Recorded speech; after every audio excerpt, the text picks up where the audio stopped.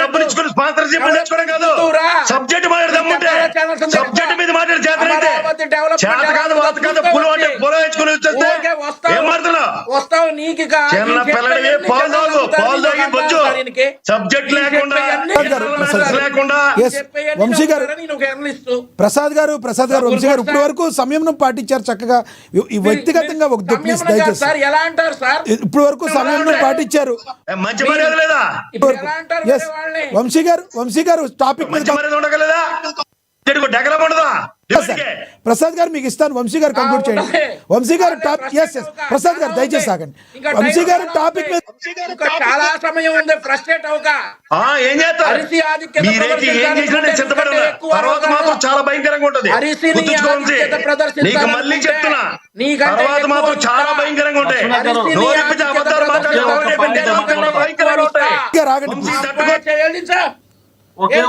ఒక్క నిమిషం.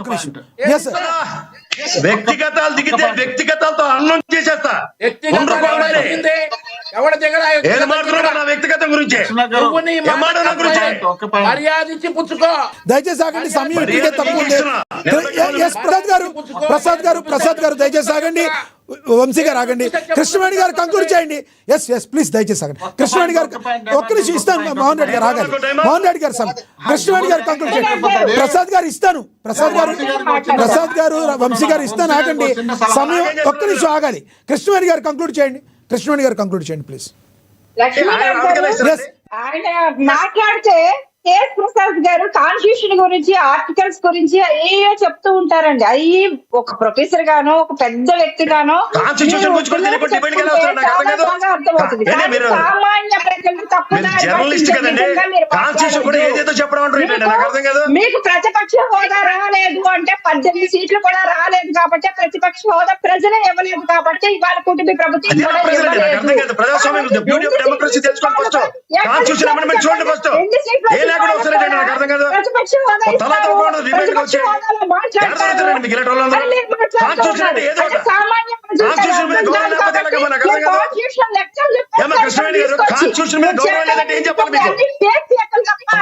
అది సామాన్యులకు అర్థం కాదు కాబట్టి అదే మేధావితో మాట్లాడి మీరు నిజంగా కాన్స్టిట్యూషన్ గురించి కానీ మీరు మాట్లాడేది నిజం ఉంటే మేము కూడా హర్షిస్తాం. 2 సీట్లు నేను చెప్పండి. మీరు ఇందాక మీరు ఇతర వాళ్ళ వ్యక్తిగత జీవితాల్లోకి వచ్చి వాళ్ళు తెర మీద టెలికాస్ట్ చేసేస్తారు మీరు తీసుకొచ్చి. కానీ మీ వ్యక్తిగత జీవితాల గురించి వచ్చేస్తే మిగతా వాళ్ళని హరణం చేసేస్తారు, నాశనం చేసేస్తారు.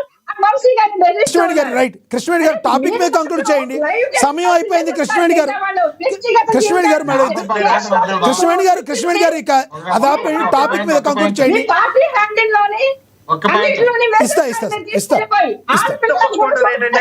ఉంటారు వ్యక్తిగత జీవితాల జోలికి వచ్చి. మోహన్ రెడ్డి గారు ఏం చెప్తున్నారు చెప్పండి. ఏంటి ఒక్క పాయింట్ అంటున్నారు చెప్పండి.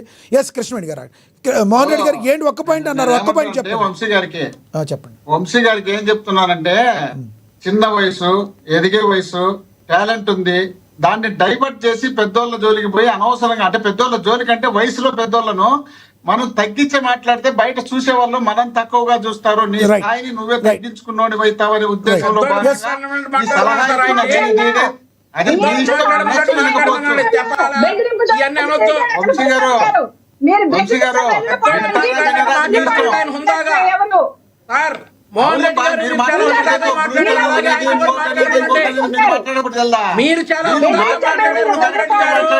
కృష్ణవేణి గారు ఆగండి. కృష్ణవేణి గారు ముగ్గురు మాట్లాడితే అర్థం కాదు.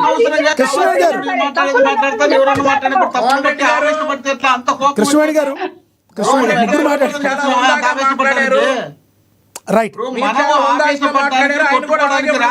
చర్చించుకోవడానికి కదా, చర్చించినప్పుడు మీ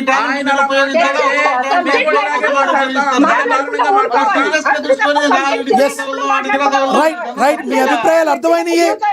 ప్రసాద్ గారు ప్లీజ్.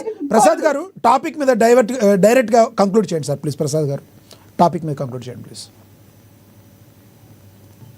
బాగుంటుంది సార్ మీతో డిబేట్ భలే ఉంటుంది. ఎందుకంటే అది వ్యక్తిగతంగా ఏం మాట్లాడినా మనం పడాలి. మీరేమో తిరిగి ఆల్కేస్ కవరింగ్ ఇచ్చుకోండి, నాకే అభ్యంతరం లేదు.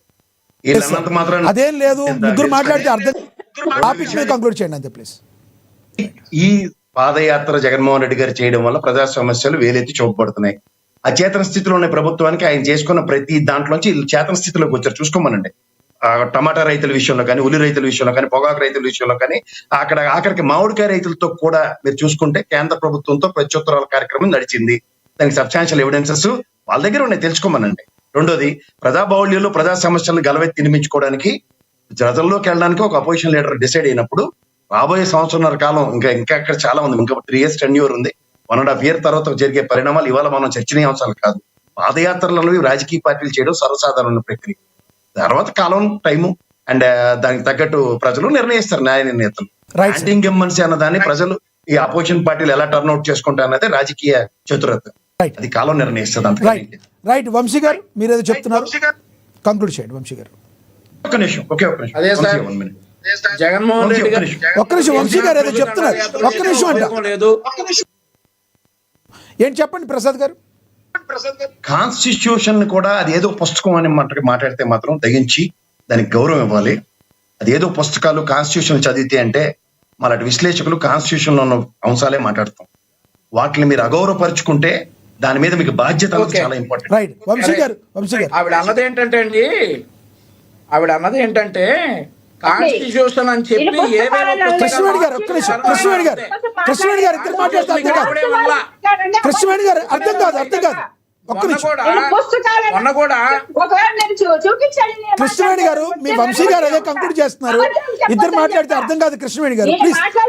ఎస్ రైట్ వంశీ గారు ఒక్క నిమిషం. కృష్ణవేణి గారు ఆగండి దయచేసి, సమయం పాటించండి. ఎస్ నేను ఒక విషయం సార్, లక్ష్మీనాథ్ గారు చెప్ వంశీ గారు కంక్లూడ్ చేయండి. మొన్న కూడా కృష్ణవేణి గారు దయచేసి ఆగండి. ఎస్ వంశీ గారు మొన్న కంక్లూడ్. కూడా విశాఖపట్నంని నేనేం అనలా. ఈ సదరు కేఎస్ ప్రసాద్ గారు టాపిక్ ని డైవర్ట్ చేయడానికి విశాఖపట్నం ప్రజలకు నేను క్షమాపణ చెప్పాలట. ఇవాళ కూడా కృష్ణవేణి గారు కాన్స్టిట్యూషన్ ఏం అనలా. ఈయన చివరికి ఈయన కరెక్ట్ అని నిరూపించుకోవడానికి కాన్స్టిట్యూషన్ కూడా వాడుకుంటాడు ఈ కేఎస్ ప్రసాద్. సో ఇవన్నీ మానుకోవాలా, రైట్ మానుకోవాలా. రైట్ వంశీ గారు మీరు టాపిక్ మీద కంక్లూడ్ చేయమంటే మీరు మళ్ళీ ఒకరి మీద ఒకళ్ళు అనుకుంటారు. జగన్మోహన్ రెడ్డి పాదయాత్ర చేసినా పొన్నుదండాల యాత్ర చేసినా ఉపయోగం లేదు. రైట్ పాదయాత్ర చేసినా పొన్నుదండాల యాత్ర చేసినా ఏం చేసినా గానీ ఉపయోగం లేదు. Right. మేము కూడా ఎదురు చూస్తా ఉన్నాం జగన్మోహన్ రెడ్డి గారి పాదయాత్ర కోసం.